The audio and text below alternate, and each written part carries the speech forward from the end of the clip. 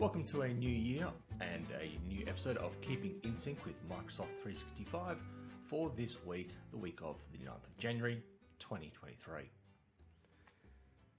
As with last year and the year before and pretty much every other time, do be aware that not all updates and features will come to your environment and that dates may change. Sometimes they'll change for a few weeks, sometimes they'll change for a few months. So don't be sitting there waiting for that day to tick over. Now, this is still happening, and I will take the slide out at some point because this is going to take Microsoft years to do, despite their comments about how quickly they're going to make the changes. But in January, we will be seeing the mobile app finally changing, and we'll start seeing it in a few more places to confuse us more. Now, the Organization Explorer brings a new experience to the Outlook desktop client, which helps you visualize and explore your company's internal structure, work teams, and individual roles. Now, this feature was actually announced quite a while ago, but is finally coming along with an upgrade if you are licensed for the Viva suite, which gives you all the prettier information. This is rolling out late January to early March. Now, as of Thursday, January 19th, the Power Automate email notifications such as approvals, flow alerts, and sharing notifications will be sent from these new email addresses that you can see on the screen. So make sure that you're not blocking them in your quarantine as they are legitimate. And if you've got any rules set up about those emails, make sure you update those. Now, a file request feature in SharePoint document library allows users to have an easy and secure way to request and obtain files from anyone. Users can choose a folder in a SharePoint document library where others can upload files using a link that's shared with them, even if they're not a member of it.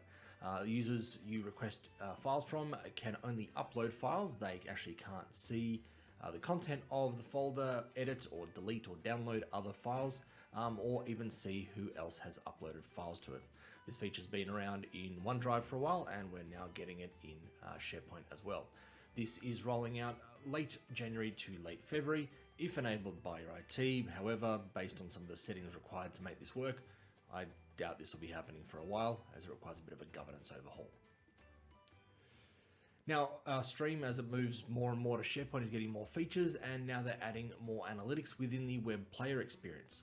So users will be able to see the total views and viewer counts of the video over 7, 30, and 90 days, as well as an all-time count using line graphs on that particular panel.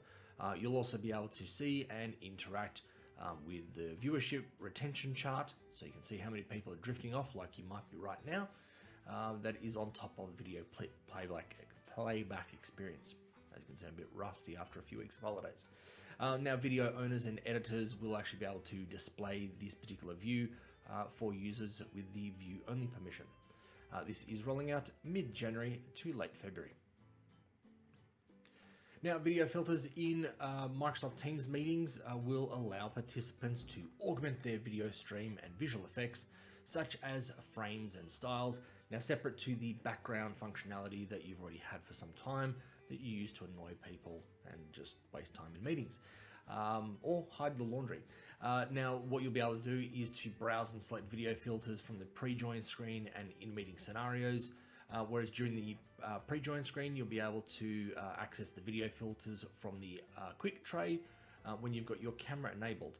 After joining a meeting, you'll be able to also apply effects from the meeting toolbar with the camera flyout window, or navigating the video filters options on the side pane by clicking the video effects button under the More menu, as you can see here. Now, to apply video filters, you will actually need to give consent to install the apps. And what you might be seeing is, hang on, we've already got backgrounds, but this is actually allowing you to put foregrounds on and frames and other things, as I said. This is rolling out late January to late April. Also in Teams, because more things need to pop out at us, app flyouts are contextual menus found throughout the Microsoft Teams experience that enable you to launch installed apps and to discover and install new apps within the specific context that you are in. Now, for example, when you open a message extension app from a group chat as the bottom thing in the kind of chat bar, what you'll be seeing is all of the message extension enabled apps, which can be used within that group chat. As I said, context specific. So engaging with the apps within the flyout allows you to remain within the flow of your work, so you're not being taken away from the screen, which is what tends to happen to date. So clicking on the ... button from within the app bar opens the personal app flyout, as you're seeing here. Clicking on the ... or the kebab menu, whatever you want to call it, underneath the message compose button will often open the message extension flyout, which will keep you in context. And clicking on within that area, the plus button on the apps area within a meeting will open the meeting app flyout. This is rolling out mid to late February. Now, praise in Microsoft Teams is designed to appreciate the effort that goes into the wide-ranging and collaborative work that your colleagues do. And now with the upcoming updates, users with Viva Insight subscriptions will have the ability to share a copy of the praise that they send, and shared recipients will be notified via Teams and can see praise details in the Microsoft Viva Insights app inside of Teams. This is rolling out January through to early February. Now, another thing you'll be able to do from a people perspective is in Teams, you'll be able to see the expanded views of the profile card. Now, the expanded view is already available in Outlook and includes more information like an overview of the profile, contact information, organization chart, and LinkedIn tab, as well as files they've used. So this is in Outlook ready and being rolled out to Teams from February through to April. Also in Teams, my goodness, lots of things here. Presenters will soon have the new presenter window at their disposal while screen sharing. This new presenter window will give you more awareness of meeting activity while you're sharing a screen or multitasking away from the main meeting window.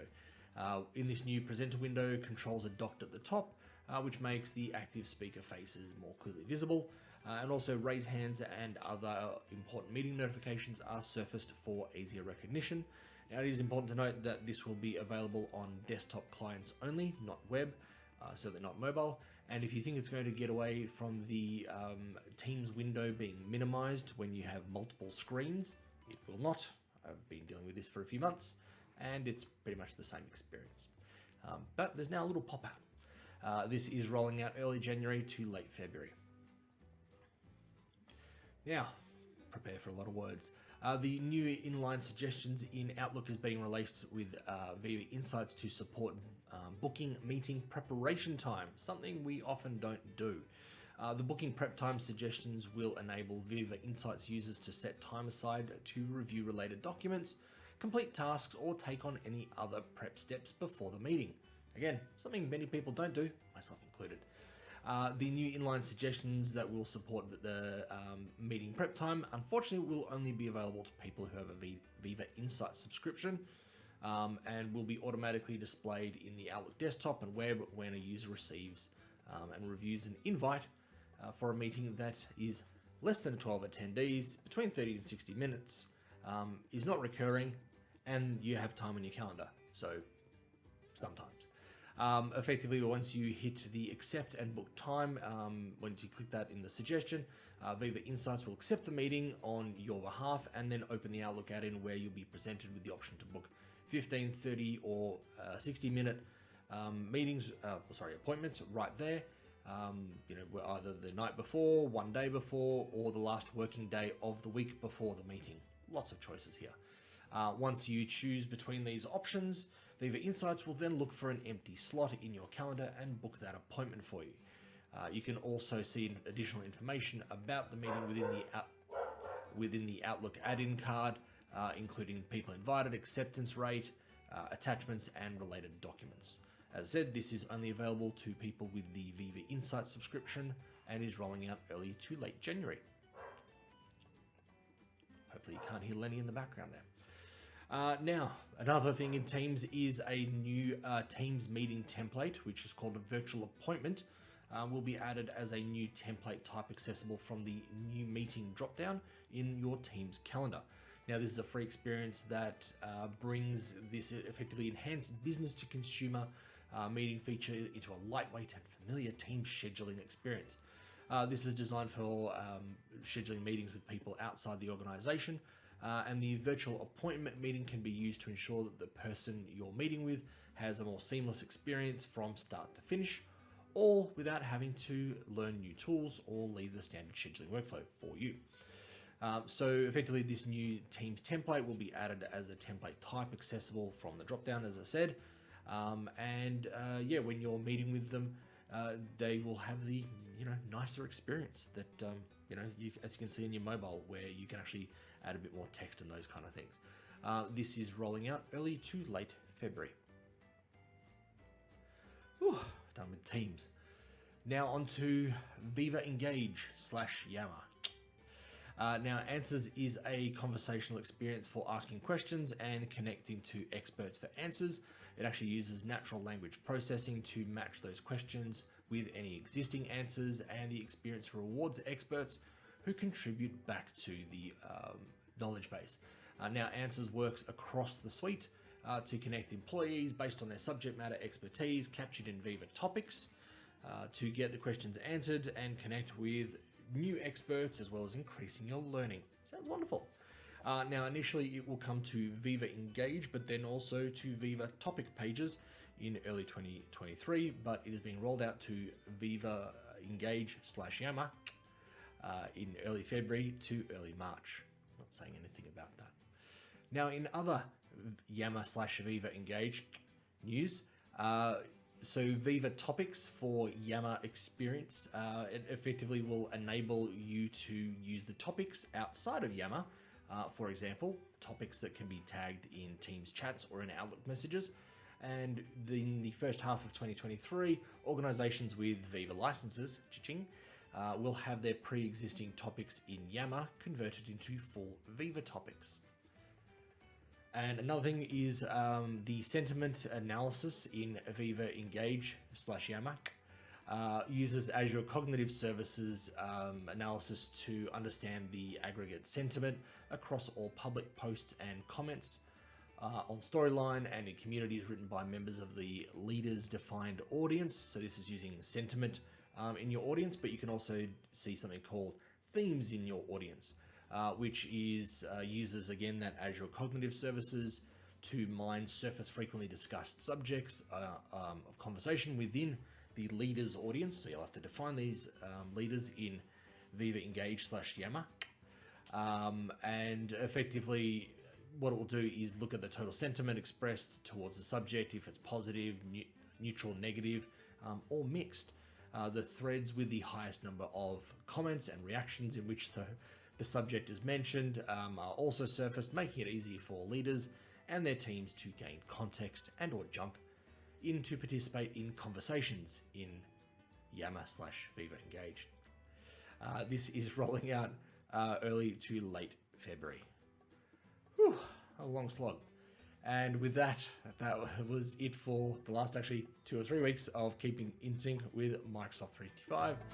See you next week.